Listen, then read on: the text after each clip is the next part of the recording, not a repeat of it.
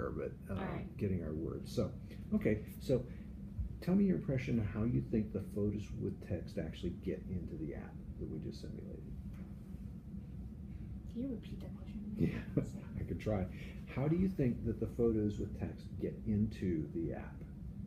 How do I think? It's like, I think it's just like, in the app, like, it's probably some OCR technology that is just like, just scanning the text and then try to make sense of the text and then group it together.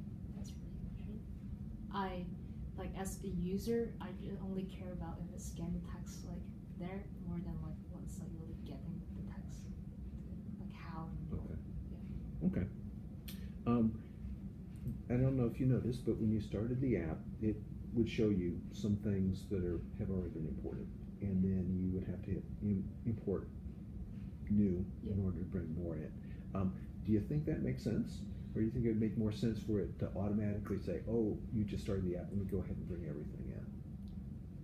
So I think it doesn't make sense to like have it pop up every time, because some of the times I just maybe like open up the app and I'll check something else. So what I really want to do is like, okay, maybe I have the option to browse through what I have like scanned, or like in other ways like, well, I just import new and just like select what I want to import at the end. So, yeah. Okay. And I used in the app the phrase import new for bringing in new photos and introducing the text in this app. Can you think of a better term to describe that, or is that a reasonable term? Or I'll say maybe just import or import photos would be enough. Like, cause import new, I'll probably think, oh, what's exactly new? So it's like create a new document. I feel like just importing itself is self-explanatory, so it's slower in the content flow. So. Okay. So once the app has imported some new photos, would you expect the app just to show the ones it just imported, or to show all the photos that are already in there? I'll expect it to show all. So because I feel like that's like kind of what I saw, like the list is kind of like the whole directory of like what I've scanned already. So I should be able to see everything there, but I should be able to at the same time like see the newly scanned items like on top of things, so I would know, oh, these are the things I've just scanned recently. Okay. In what order do you think that they should be in?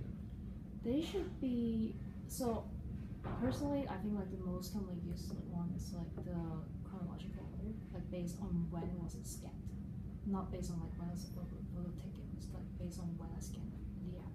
But at the same time, I think it would be great if there's a flexibility for me to sort it according to different orders. So if I can sort it according to, let's say, maybe the names of like the scan tags, or maybe like according to the dates, like of when it's imported or when is the photo taken. If I have the option, that would be great. Okay. And chronological, would you have the most recent on top or the oldest on top? Most recent on top. Okay. Okay. All right.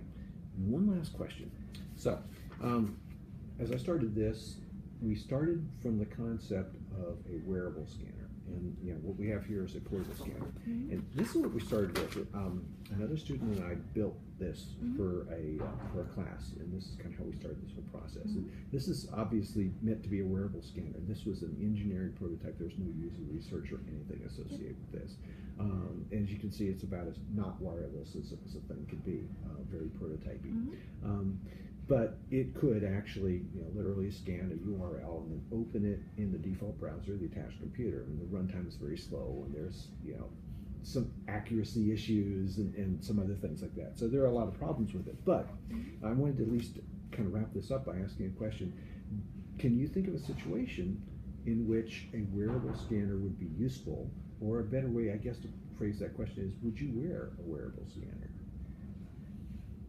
So I feel like maybe if I'm going to like a sort of like conference or something, when I don't feel like taking out my phone all the time, because maybe it's like showing kind of disrespectful of activities of people there, like something else, I would rather like have a very simple like wearable scanner, maybe because like in like those situations there are a lot of information how to scan, because like URL to different things.